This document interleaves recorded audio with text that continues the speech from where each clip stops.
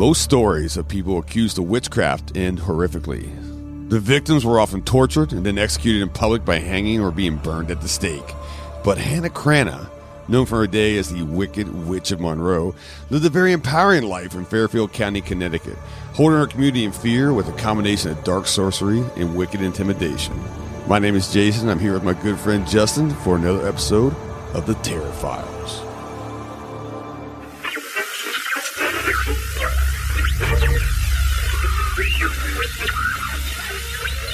There is nothing wrong with your radio. Do not make an effort to modify the volume. We are commanding the broadcast now. If we desire to make it louder, we will adjust the decibels. When forecasting the difference between reality and the extraordinary, perhaps it may not be as simple as it seems, because the world you think you know may not actually exist. Now, let's begin your journey into the Creepcast Terror Files. What's up, creeps? All right, I'm back here. Like I said, I'm Jason. This is with Justin, and we're doing another Terror Files, Justin. One that I couldn't be possibly more excited for the return episode. I know, absolutely. This, sorry for the little delay between shows. Yeah, a month or two. Yeah, I was gonna say, what kind of delay is that? But we're back. We're back with this by popular demand, by the way. Can I say more people have craved this than any of our Creepcast episodes? Which is weird. Okay, but this is cool because once again we have an urban legend. Well, I guess it's not. It's kind of like our Charlie No Face. It's actually a real person. Yeah. Right, but the legend of this person has lived on throughout the years, man, which is pretty cool, you know? And it's a little bit of a tease for me because while we're not headed to Salem, Mass, we are headed to New England. And yeah, which I've learned a lot with the legend of Hanna Cranna here because, well, we'll talk about the witch trial stuff here in a minute, right? But, guys, I want to go through here, and I've pulled a lot of stuff, a lot of history on Hanna Cranna off the internet here, and I'm excited to kind of read some to you, stop and discuss. Yeah. And this is a fun one. Yeah, definitely. And it's something that, like I said, I'm when it comes to witches, sign me up. I think this is where we both are in agreement. Yes. Witches are rad. Absolutely. So, all right, guys, here we go. And bear with me a little bit because, like I said, we're going to stop and talk about this because I'm in love with Hanna Cranna right now. Right? So, Hanna Cranna Hovey was born in 1783 and seemed to, live a quiet life. Her accusations of witchcraft began when her husband, Captain Joseph Hovey, went out for a walk one night and he fell off a cliff right to his death. Okay. Which is weird, okay? Because this guy was a captain, This guy was, high respects in the community, right? It seems like not the most normal way for him to die. Right. So, not believing that the captain would be a victim of such a simple accident, whispers began to soar around the community that Hanna had bewitched her husband, causing him to become dazed and fall to his untimely death, right? So, once again, we're in late 1700s. Now, we're past the witch trials, right? And all this stuff. But people are still fearful for anything supernatural at this point. So, when there's a mysterious death, well, it's got to be witchcraft. Especially because the devil was in such hot demand. Yes, yes, absolutely. So the town leaders tried to confront the widow and formally charge her with her witchcraft, right? But when the town elders arrived at Hannah's door to arrest her, Hanna responded by cackling at them, bent over, and pulled up her skirt, mooning the officials. Now, not wanting to attempt magical intervention, the officials backed down. Hanna toyed with superstitions of the town folk and began to flaunt her witchcraft out in the open. She would demand the neighbors would give her free food and firewood, and if they didn't obey, she would use her witchy reputation to threaten them. How about that? And I already have questions. Like, Captain Joseph, you're a naval officer. Right. You're really well respected. Mm-hmm. Hanna was the best you could do. Oh, you know what I mean? Wow, I'm sorry, but come on. I don't know. I don't know what this guy looked like. Ruining people. And crazy witch. So, that actually has a really cool witchy vibe because they're punk rock, right? Yeah. They're just like, fuck authority, right? Sure, rebel. You're coming after me. Okay, all right. Okay. So let's talk about a little bit about, like I said, some of these spells, these hexes that she was putting on people, right? So, like, a local woman once denied her a freshly baked pie, and she was cursed, never be able to bake edible food again. Oh, sounds like my wife. Just kidding, Gina. You're amazing, right? When a man was illegally fishing in a brook on a property, Hanna laid down another curse on the fisherman, and it was said that he never was able to catch another fish. Right? Once two men was on their way to New York City, and were driving like this ox cart, or what do you know? I'm talking about these ox carts, right? Yep. And they happened to stop in front of Hannah's cottage, and when Hanna came out to confront the men, like, get off my property, they mocked her. Well, Hanna, okay, good to go. She shouted a curse, and suddenly the wheels of the cart fell off, and the ox just refused to move, man. Right. So this was the power of witchcraft. Sure, and also as far as the locals go and everything, we understand that, she's witchy and stuff. Why are you continuing to torment her? You know what I mean? Like, if you're a fisherman especially, you know damn well she's going to take away your right to... And as a fisherman myself, Yeah. we're very superstitious, so I'm not quite sure what the hell this guy was thinking, you know what I'm saying? So, but here's a little twist on this too, because right now everybody's thinking of Hanna Cranna, a bad witch and all that stuff, but not, not all the time. All right. So Hanna was not always casting bad spells on her neighbors. Hanna was also said to be an excellent healer and would treat those that respected her and paid her homage. Right. Once she healed a farmer whose legs had been broken after an accident, and even brought back from the brink of death a child that had almost drowned in a nearby lake. One summer, a severe drought devastated the farming community of Monroe, and desperate for some solution, one of the farmers just said, "Shit, let's go to the witch," right? So they went up to Hanna and used her powers to summon her and to end this thing, right? Hanna famously said to a promise, "By sundown, on the morrow you wish shall be granted." Mother Nature bowed to Hanna at that point, and to her promise. And by the next day, drenching rain arrived to quench the thirsty ground. And there you go. Okay, so Hannah's got some morals. She's Sure. she's not just mooning people. I absolutely not. And I think it's one of those things where it's like, treat me with respect. I'll hook you up with my powers, Sure. right? But you're gonna fuck with me. Okay, good. You know, Right. We got a path we can go down. So Let's put Jason back into this time period. Yeah. Would you be one of the knuckleheads messing with her, or would you actually want to befriend him? I'd befriend her. You'd befriend her? 100%. With the knowledge, though, like if you're befriending her, you might suffer consequences yourself. You know what I That mean? is true, right? Because she looked and lived apart like with this menacing witch, and like in town folk feared her, right? She looked like the old hag on Craggy Hill is what she was called, right? Yeah. And next to her house, which was kind of wild, man, was this large rock that had a cut in it, looked like a cloven footprint, and which is a sign to some that Hanna was in a league with Satan, right at this point, Sure. So, and once again, we're in the 1700s. This shit's freaky, right? Yep. You don't really know. It's like there's, we don't know to this day. People will say witchcraft is bullshit and all that. Is it? But especially in that time period, right, where it was very much real. Yeah. Well, look, not all things are good for old Hanna here. So let's talk about her demise a little bit. All right. Okay. So because she played this for years and years and years, right, and had the whole town in fear of her and all that stuff. But on a snowy winter day in 1859, Hanna's pet rooster, thought to be her familiar, had died. All right. I'd be sad if I was a rooster, man. Like, come on.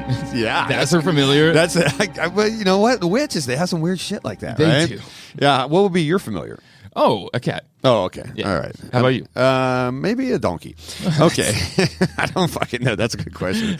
That made me think of happy. Yeah, I guess. Oh, that's funny. I love it. That's funny. Some believe this is the end of her familiar was a sign of Hanna, her own demise. Right? It was coming. It was nigh, as they would say back in the 1800s. Right? Supposedly, after a heavy snow, the neighbor found nearly 80-year-old woman looking haggard, and she says, "The spirits are called, and it won't be a short time before I will be in the great beyond." All right. Now, this is according to popular accounts, right? But she also said, "I have a wish to make that must be carried out. I am not to be buried after sundown, and there must be ample bearers to carry my coffin from my house to the grave. Obey my wishes if you wish to avoid trouble and vexation." That was quote unquote. Next day, she died. So now that's some creepy shit. Okay. My hair's. Yeah. That's okay. spooky shit. So now she gives you this last where her familiar died, right? And now she kind of just called her own death. Sure. She's like, "Well, my familiar died, so have I. But she did leave behind the blueprint. Definitely, right? This is what we need to do, right? If you want the town of Monroe to thrive, then You need to bury me after sunset, and do not wheel me to my grave. Carry me to my grave. Okay, and it's funny you say that, right? Yeah. Because the setting you're saying it's wintertime. Mm-hmm. It's going to make it difficult. Correct. Yeah, and this is New England states we're talking, Yeah, right? right. You guys got this thing called snow. Yeah, no easy task. Yeah. Not in the way, again. Okay. So her neighbors ignored her instructions. Smart. All right. Okay. God. Here we go. All right. And around noontime, they pulled her coffin along a hilly path through the snow, like you said, by sled and cart to her gravesite, right? The coffin soon fell off the sled and slid all the way back down to the front door of her house. God damn. Okay. Now, the procession loaded her coffin back onto the cart and began to pull her up to the cemetery. Once again, her coffin fell off the cart, and this time it opened. Her wide-open, dead eyes were said to be peering straight into those who surrounded her coffin. Of course they were. Yeah. They can't be closed. They got to be staring at you. How about that? Second time, it falls off, and she's just sitting there looking at her. Okay, and for me personally, that's like the scariest thing for me in movies or any sort of lore, anything. Is like when your eyes are open after you're dead. Fuck that. And your coffin flips open, right? God. And it's winter and it's snowing and no. All right, so not wanting to tempt fate the third time, finally they're smart, right? The townfolk decided to wrap chains around her coffin and carry it by hand along the path to her grave, which I've read that it's been up to 5 miles to her gravesite. Oh my God, dude. So I kind of would have probably took the cart too, just in case. Yeah, I want to know how many men are carrying. I don't know, man. So that's crazy. By the time they arrived at the cemetery, the sun has actually have gone down because they started at noon.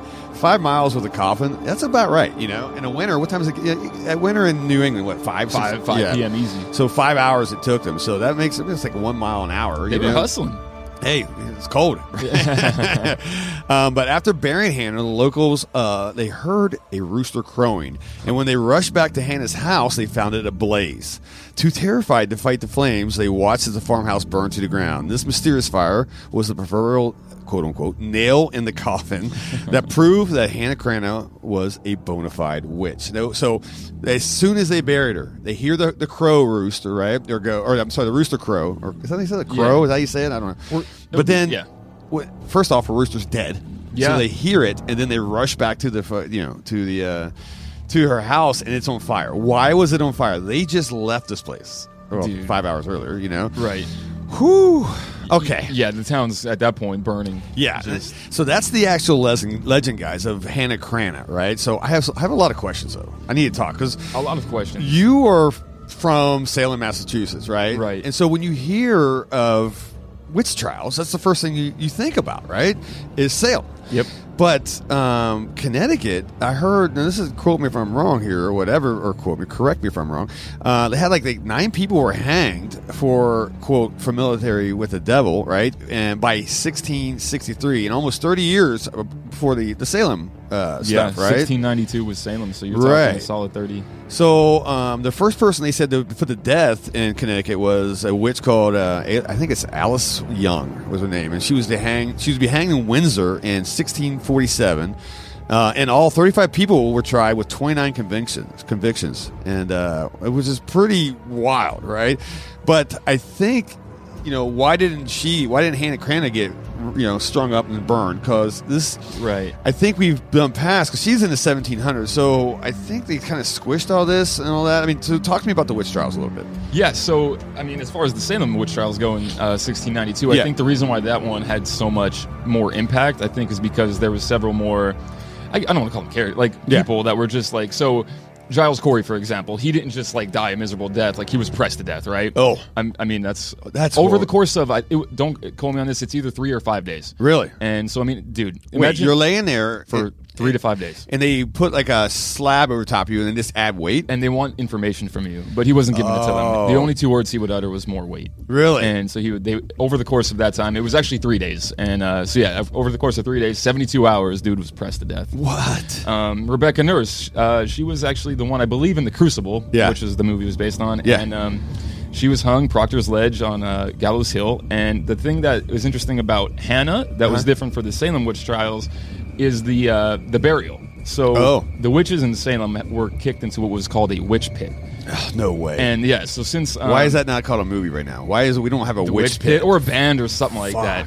But they were sent from the church, right? Yeah. So no proper burial. They just wanted. There was actually cases where limbs were sticking out of the ground, arms, legs, way. And then come time, for winter and stuff, you would see them being washed down roads and stuff. Oh my God. Over the course of time, they were able to recover bodies and give them proper burials, the families of said witches. But I think there was so much shit happening in Salem at the time that I guess it just overshadowed, kind of like one of our prior episodes with the Mothman and the Phantom. The Phantom. I think the Mothman had so much more around it, so much more lore around it.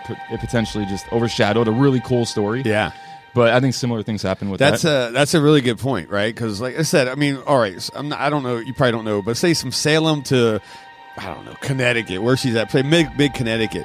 How far is that? A couple hours. Is it? Yeah. So it's pretty close. But so kind of same in the West Virginia Mothman, Flatwoods Phantom. So you think either one would get some equal love, but I guess not. One's got to take the lead. One's got to overshadow everything else, right? The distance is probably the same, honestly, from that was like a couple hours as well. Yeah. So, but crazy stuff. So, I mean, so now it makes me want to dive back down deep into this Connecticut witch trial stuff and start learning a little bit more. Maybe we'll find some more lore, you know? Yeah, no, and the Hanna thing is just super interesting for so many reasons. It seems like you said so there was a couple others too, but wasn't there something along the story with her grave, like her tombstone? Like, I want to get to that. Okay. I want to get to that. But before we get to that, because that's another very, very creepy thing right there, right? In case people aren't out there familiar with familiars, can we talk about those for a second? Yes, please. And so, I went down the rabbit hole a little bit as well to kind of study what exactly is a familiar, right? We've all heard about it. In fact, even Renfield, we just, watched the movie. He was familiar, was he not? Yes, he was. Am I a familiar? Oh, am I your familiar? Wait a second. No, you're not, man. Come on. Maybe our young scribe Riley, maybe, or something. I don't know. So familiars are thought to be demonic spirits that kind of assume the shape of an animal or whatever. And this is in the witch stuff, right? To basically serve the witch. People thought that every witch had a familiar during the New England witch hysteria, right? So sucks being an animal, and if any of these witches had a pet, you're pretty much you're done, right? You're screwed, dude. Yeah, and this animal formed this close bond with a human to believe to be, that's boom. Now you're the witch's familiar. So this is kind of crazy when I'm reading about Hannah's rooster. It was called O. Borealis. It's an oldest black rooster and all this stuff, right?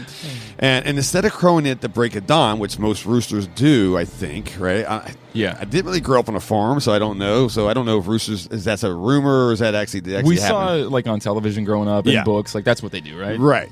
Well, Hannah's rooster, her familiars, preferred to crow precisely at midnight, right? Which, hey, we all know that's the start of the witching hour, right? Yes, it is. Which the witching hour, if you for some reason you're new to all this world, is kind of like this 3-hour period. Goes about from midnight to 3 a.m. Some people say 3 a.m. is the actual witching hour, but it's interpretation. You know what I'm saying? But it's like where the powers of darkness are the most intensified. The veil between reality and this spirit world is the thinnest, right? All hell breaks loose. Yeah, and technically, right. So I think that's actually where they say cats go bump in the night. They say it's the witching hour. I think there's like a correlation there. Really? Oddly enough. Okay, yeah. So that's what it is. So, people in the 1800s were very superstitious, and they believed roosters who crowed any hour after sunset were communicating with the supernatural realm, right? So I can kind of see why if you have a rooster that wants to crow through the night, hey, that thing's fucking talking to somebody, right? Sure. So, and then also a lot of them were very superstitious that crow doing that night was foretelling someone's death to the community. So, okay, I love stuff like this, like more like witch superstitions and stuff like that. I mean, that's a show in itself, I think, man. It is. And you talk about the rooster crowing and that being said to be some sort of devil act, like communicating with the dead or something. Right. I mean, not to stray from the path here, but like that was pretty much witches in general then. Like it could be like an adolescent, like a 8-year-old, 9-year-old, 10-year-old, and they could just be talking to their doll. Really? You're immediately deemed a witch.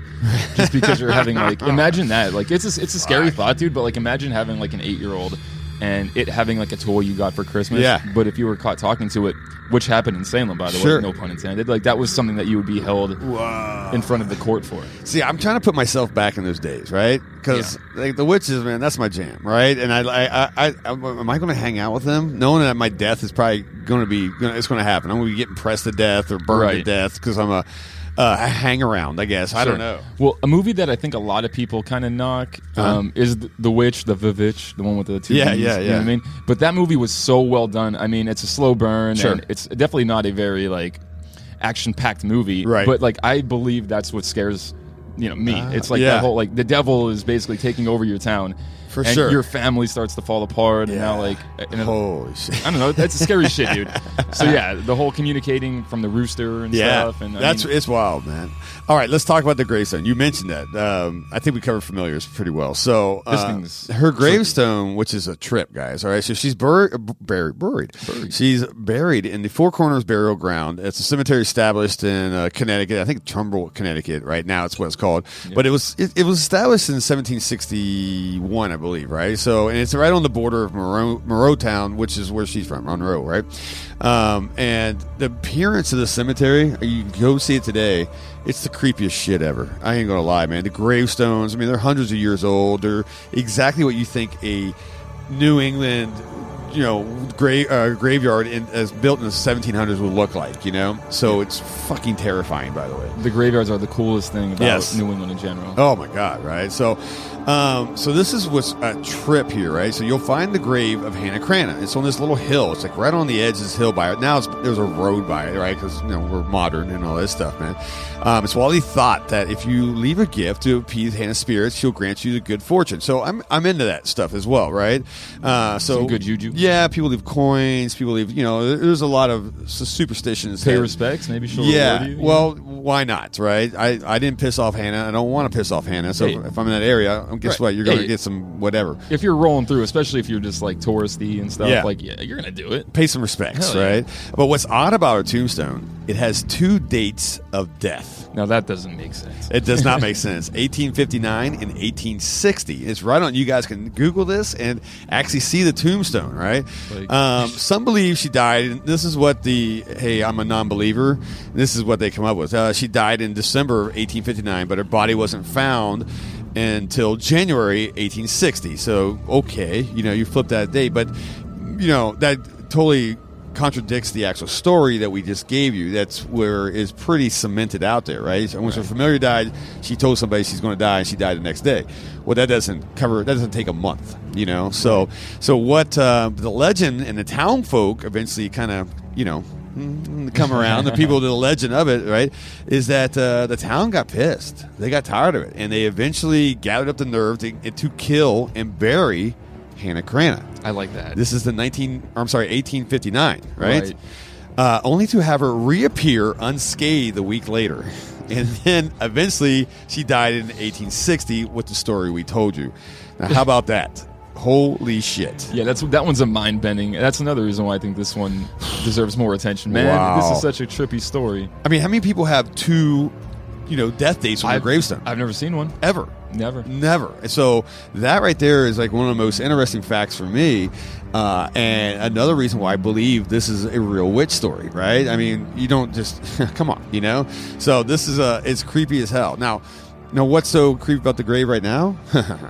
This is the nice thing, right? Because the legend of Hanna Cranna, guys, it endures even to this day, all right? Locals there speak of the strange, unexplainable occurrences that near the home and the graveyard where she's buried, right? Driving around a corner of the Spring Hill Road toward the Gregory Four Corners Cemetery at any time after midnight will supposedly cause you to lose control of your car, careen up the embankment, I was telling you where her thing's at, right? And crash straight into Hannah's gravestone. What the fuck? Okay. They've also said they've seen an apparition of like a cloaked, gray-haired woman to be seen like in the wooded area around the burial ground. But also because look, I ain't gonna lie, this is freaking me out, right? When I hear this, but the ghost is usually like materialized with her hands extended forward, like she was begging for something, right?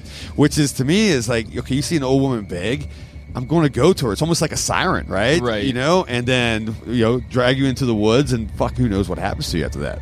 No, dude, and that's like, now you're tugging at the shit that just horrifies me, dude. Old women, for whatever reason, yes, that's terrifying, right? Right. And then you're solo, it's dark out. I don't want nothing to do with that. That's crazy. So now, would you be driving that road after midnight? Never. Okay, this is where you need a bypass. Okay, like this is where Google Maps. If you take me that way, I'm going to fucking destroy you. But this is the one funny thing about Connecticut being the highway that it is. There's only a couple ways in and out of Connecticut. Is it really? So I don't know if you might not have the opportunity to bypass this, Hannah. You know what I mean? Yeah. I would like to check this place out. I would too. I also read, once again, I went down deep on this, man, but I went down, like, her house was actually supposedly guarded by an army of snakes and all that stuff. Yes. And, like, any of the birds on her property were, like, invulnerable to hunters, right? Like, no one could kill anything on her property, man, which... Right. If you look, I'm a big animal lover, just like you, right? Yeah. Which is one thing I kind of respect on the witch side of things, man. That's their shit, right? They protect their animals and all that. Yep. So now, if your house is guarded by an army of snakes, that's just dope as fuck. That's fairy tale, right? Grim fairy tale type of stuff, right there. Dude, imagine rolling up to this place, right? Yeah. So Hannah's house. You obviously know the lore already. Yeah. Even like the town was terrified of her. Yeah. Guard army of snakes around the house. Black rooster cawking at fucking midnight. Right. I mean, are you going anywhere near this place? Nope, thank you. Detour. But I love, like I said, I went down even harder down the rabbit hole and started learning about some, like, I guess customary burial stuff back in the 1700s in New England, man. This is the part that interests me the most. Yeah, I always love it. So, first off, they just to be able, they would, if they carried you out. They carry you out feet first of a house, right? And that was kind of like the customs, I believe, right? Yeah. And you can correct me if I'm wrong on this, right? It was symbolic of your life's journey, right? For the deceased to be carried out, once again, feet first throughout your house, and that's since a person is born in this world head first, right? So, but it was believed if a corpse was left the house head first, the dead person's spirit would entice the living and follow them into the grave, right? Yep. So. Do not pull someone out of your house. Someone dies in your house. Make sure they go out feet first, unless you want a ghost, and that's how you get a fucking ghost. Yeah, oddly enough, I remember even learning about this in like grade school. Imagine that, by the way, like being a young kid and like. This is why I'm jealous of Salem, Massachusetts. I know you always tell me it's a little bit, a little hyped, right, or whatever. It is a little hyped, very touristy and stuff. But like there is really the customs is amazing, dude. Right on. Yeah. And as boring as it could be, the Witch Museum is rad for that reason because you do learn a lot about these things there. A lot of these really cool tidbits that you'd have never known researching Google and stuff, but you'll learn when you're there. Yeah. But man, it's definitely, and the graveyards, you mentioned them too as well. So you learn those little things about the in and out of the places, and also, but even like the graveyards have their own like interesting little superstitions to them about some you'll have to make like either an offering before you enter, or something on the way out, or something while you're there about either blessing yourself. Some it's actually not blessing yourself because I think there's a difference, right, really quick, about graveyards versus cemeteries. Yeah. What is it? Graveyards, I believe, are extensions of the church. It's on church property. Yes. Cemeteries are solo, isolated places. Right, kind of standalones. Yeah. Right, so there's like a specific cemetery out there in Marblehead, and like if you're there, it's recommended to not bless yourself while on property. Shit. Like imagine that. Like you imagine you're on holy grounds, right? Right. But those must be witch pits. I don't know, dude. Fuck, dude. Witch pits. Witch pits are... I'm telling you, I need a movie. Yeah, no doubt, dude. Can you imagine, by the way, just like the image of that? Like an actual ground full of bodies that there might be an ankle or something, or a foot sticking out of the ground. Fucking or witches. That's the worst part. Shit. You're setting yourself up for some hate right there. So this period of time, though, was the most interesting for me, man. I think we're going to dive down some more on this, man. Now that I'm very interested in the New England lore and their urban legends, which we've been covering. And I think actually all our urban legends are East Coast-ish based. I mean, we went West Virginia so far. We went Pennsylvania. Now we're going up the coast to to Connecticut. So, but we got a lot of states to cover. Before we head west and everything. It's so well researched. So like when it comes to believing in these kind of things, I feel like there's enough evidence to provide you like, okay, do you doubt Salem happened? If you're a believer in that, sure. I absolutely believe in Connecticut 20 to 30 years prior, Hanna was damn straight roaming around. Damn straight. You know what I mean? I believe Hannah's roaming around right now. I believe so too. I believe I'm staying far the fuck away from Connecticut. Yes. So as if I need another reason not to go to Connecticut. So there you guys go. There you go. The legend of Hanna Cranna, the Wicked Witch of Monroe, which I'm very, very stoked about, man. This is an exciting story for me to learn, and I'd love to hear if you guys know any more about Hanna Cranna or experienced Hanna Cranna. And anyways, those who live in New England states, let us know. Let us know. Hit us back, and then we'll see you next time on the Terror File.